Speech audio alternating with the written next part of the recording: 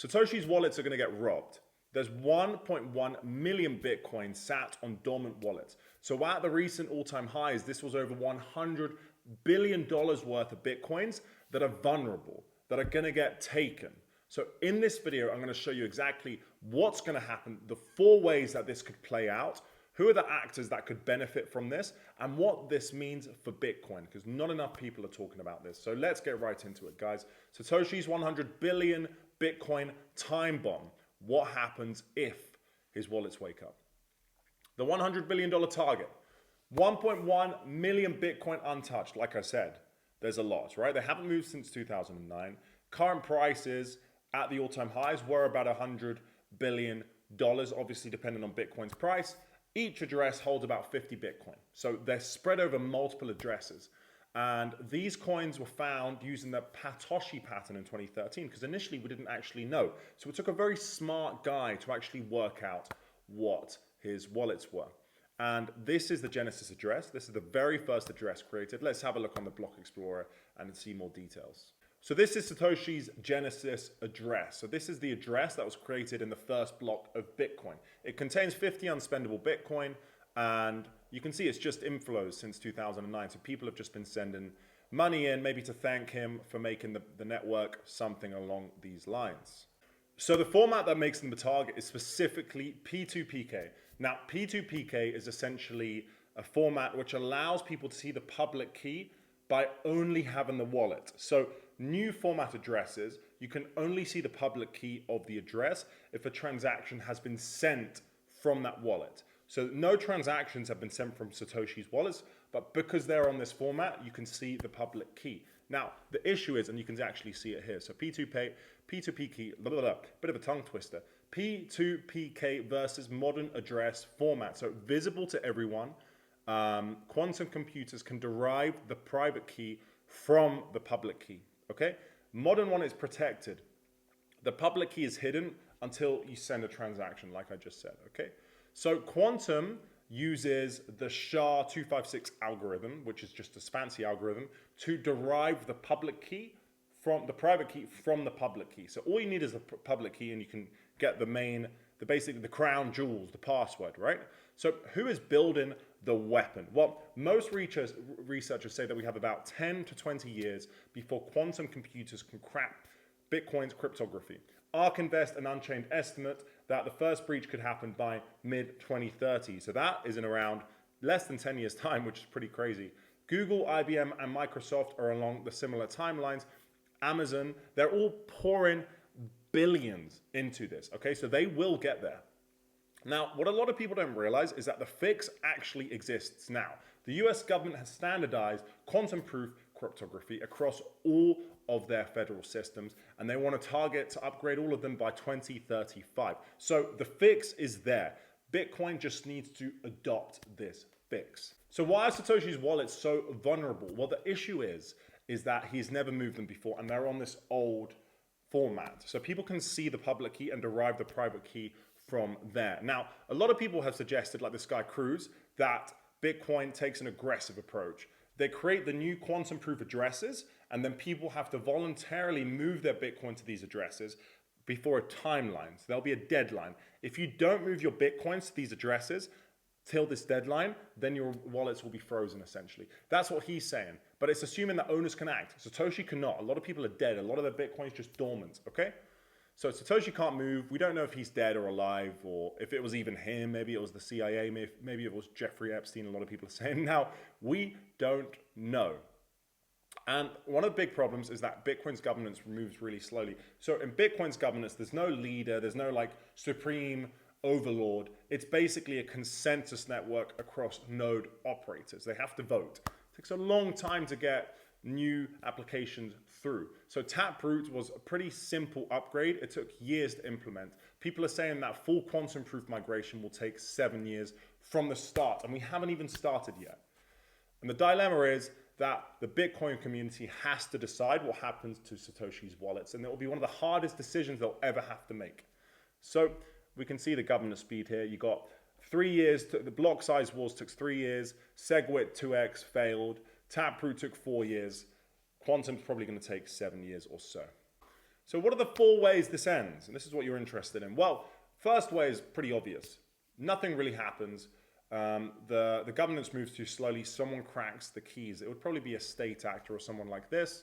So they'll crack the keys and start moving the wallets. Initially, people probably would think it's Satoshi moving the wallets, but then people would realize after a while it's not. That's 5% of Bitcoin's total supply hitting the market at once. This would be massive. This would cause Bitcoin to nuke.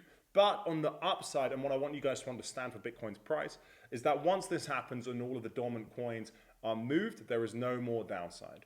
So the actual risk is being priced in now, ahead of time. Obviously, financial assets like to price in things in advance. So once it's been stolen, there is actually no more downside, and there would be a lot of buyers. But overall, I don't think this would be good for Bitcoin. The other option is that Bitcoin burns the coins. The community agrees to make them unspendable.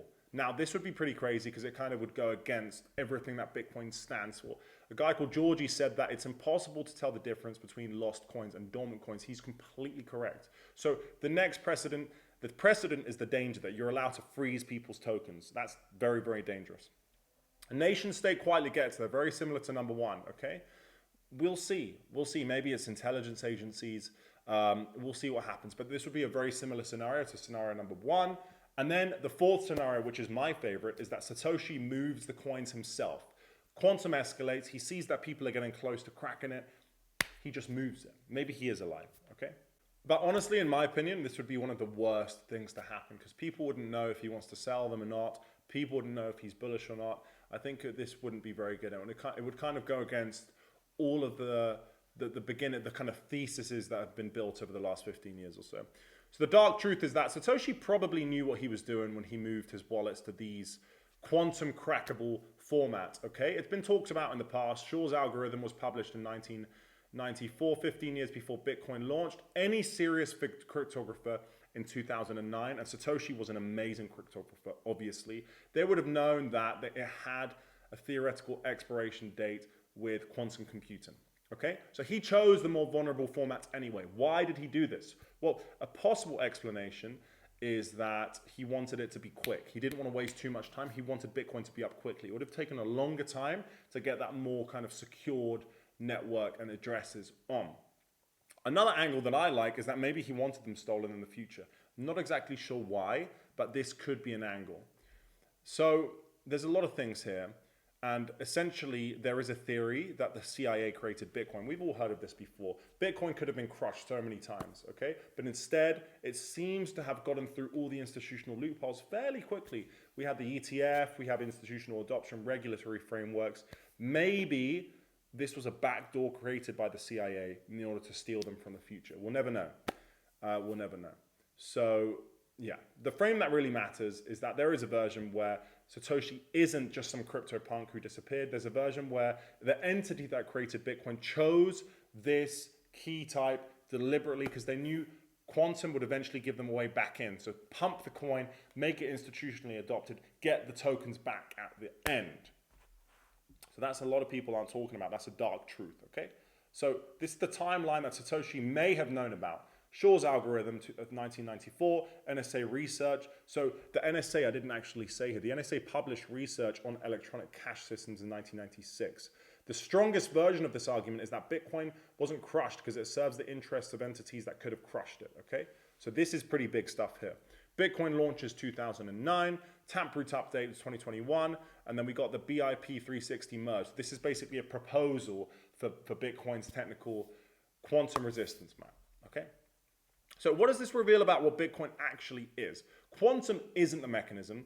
Quantum is the mechanism, not the point. It's not really about quantum computing. Quantum is the forcing function that makes the question unavoidable. The real question is what Bitcoin becomes when it's forced to choose between property rights and collective security. We will see. Maybe they choose to freeze the coins. Maybe they choose not to. It's very, very difficult right now. If Bitcoin freezes the coins, this creates a precedent for freezing other wallets. And maybe these are the people that made Bitcoin, like the CIA. Maybe this is what they wanted all along, okay? If Bitcoin does nothing, it's going to make a massive hit, as we said. So Edwards' framing is blunt. This guy called Edwards, he said that doing nothing and unlocking 20 to 30% of supply for hackers, it kills trust. It'll probably kill Bitcoin, in my opinion. So the decision that won't be made I think it's going to be stalled for a very long time. I think that quantum proof addresses will be made, and then the question as to what to do with Satoshi's wallet is going to be kicked down the road. And honestly, we will see what happens. Right now, I'm not liking how it's looking. I think the most plausible scenario is that they'll probably freeze the tokens. I think that it's going to become so painful. I think that the opposite is so bad. Everyone's incentives is to look after their own coins. I think that they will freeze Satoshi's tokens, but we are going to have to see, guys. That is it. Let me know what you think in the comments below, and I hope you have a great day. Bye-bye.